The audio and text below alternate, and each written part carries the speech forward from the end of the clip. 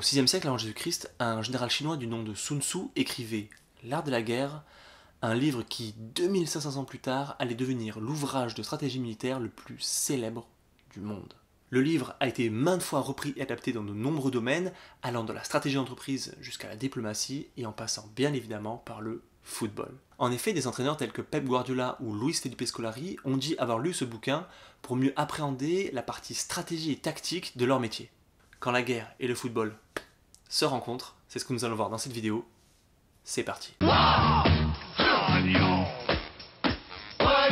Il y a tellement de choses à dire sur le football, c'est tellement un sport majeur et un véritable phénomène de société, au pluriel, que je me suis rendu compte que ces deux domaines, a priori totalement distincts, ont été et sont amenés à rentrer en collision. C'est pour ça que je trouvais ça vachement intéressant de vous en parler, parce que je me suis vite rendu compte pendant mes recherches que le foot pouvait être amené à être considéré comme un acteur à part entière de certains conflits. Le sujet est hyper large, j'ai toutefois réussi à identifier plusieurs cas de figure. Premier cas de figure, lorsque le foot fait s'arrêter la guerre.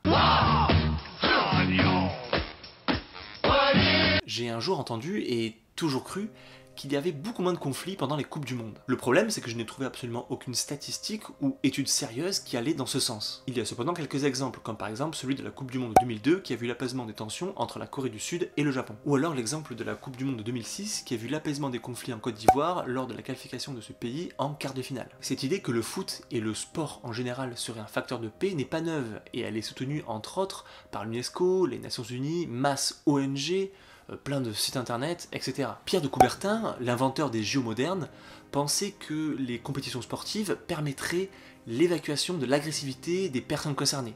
C'est ce qu'on appelle la catharsis. Pour revenir au football, pour moi, un exemple qui va dans ce sens, c'est celui de Didier Drogba, qui est vraiment quelqu'un de personnellement et sincèrement engagé en faveur de la paix. Je vous laisse voir en description. Les grands joueurs de foot ont une parole dont le poids est véritablement indéniable, tout comme les grands clubs, qui sont d'ailleurs de plus en plus philanthropes car ils ont bien compris que promouvoir la paix était leur meilleure campagne de pub. Et ouais. Deuxième cas de figure, lorsque le foot engendre la guerre. Au-delà de ce tableau presque idyllique qu'on vient de peindre, il y a l'autre versant, celui dans lequel le foot crée des conflits. L'exemple historique le plus connu est bien évidemment celui démarré en 1969 entre le Honduras et le Salvador, suite à 3 matchs de football qui opposaient ces deux pays. Ce conflit est appelé la guerre des senteurs, comme ça durait, hein, vous l'aurez compris parce que vous êtes des gens très intelligents, n'est-ce pas ? Et il est également appelé de manière très originale la guerre du football. À l'origine du conflit, c'est pas vraiment le football, mais plutôt le gouvernement hondurien qui met en place une nouvelle réforme agraire visant à confisquer les terres des réfugiés salvadoriens. L'idée, c'est de les virer le plus rapidement possible à la frontière, un petit peu comme des clandestins qui se seraient un petit peu trop bien installés à Calais, si vous voyez ce que je veux dire.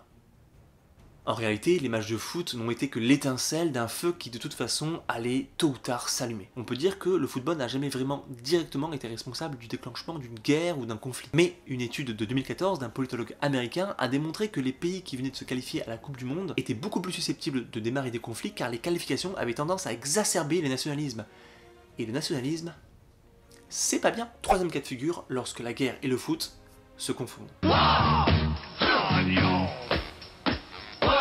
Il n'est pas si rare que ça que deux pays s'affrontant sur un terrain de football le faisaient également plus ou moins directement en dehors. L'exemple le plus connu et dont on avait déjà parlé est l'affrontement mythique entre l'Argentine et l'Angleterre lors du Mondial 82. Affrontement qui se déroule quasiment en même temps que la guerre des Malouines. Et en plus, match lors duquel Maradona marqua un but de la main et un autre but qui est peut-être un des plus beaux de l'histoire de la Coupe du Monde. Quand je vous dis que c'est mythique. Il y a également la double confrontation entre la Corée du Nord et la Corée du Sud lors des éliminatoires pour la Coupe du Monde de 2010. Match qui ont donné 2-0-0, mais à la fin la Corée du Nord se qualifiera grâce à la Corée du Sud qui obtiendra un nul en Iran. Et pourtant, la Corée du Sud était déjà qualifiée. Il y a également les matchs Iran-USA en 98 et RDA-RFA en pleine guerre froide qui se sont déroulés dans des contextes plutôt tendus. Il y a également l'histoire de ces Ukrainiens qui ont joué et battu des nazis alors qu'ils étaient en pleine occupation.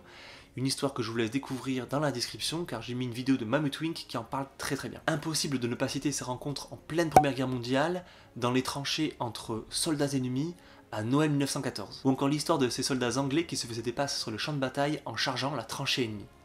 C'était des tarés. Quatrième et dernier point, lorsque la guerre contribue à l'essor du football. puisqu'on vient juste de parler d'elle, la Première Guerre mondiale a contribué très largement à l'essor du football en France. En effet, avant la Première Guerre, le football était très élitiste et donc très peu développé. Et c'est en 1915 que certains officiers ont eu l'idée de proposer le football aux soldats. Cela pour leur remonter leur morale et entretenir leur forme physique. Ce sport connaît un succès immédiat auprès des poilus et devient très rapidement le sport numéro 1. Pour l'anecdote, c'est même en 1917 qu'aura lieu la première rencontre de football féminin en France. À partir de ce moment-là, c'est l'effet boule de neige. Au retour des soldats, les clubs et les adhérents vont se multiplier, le championnat et la coupe vont être créés. Pour la petite histoire, la Coupe de France avait été créée à la base en l'honneur de Charles Simon, un soldat décédé pendant la Première Guerre mondiale. Et c'est un ancien poilu, Jules Rimet, qui sera le créateur de la FIFA et de la Coupe du Monde. La boucle est bouclée. Du coup, je me dis que peut-être l'ultime héritage de tous ces soldats morts au front aura été le football.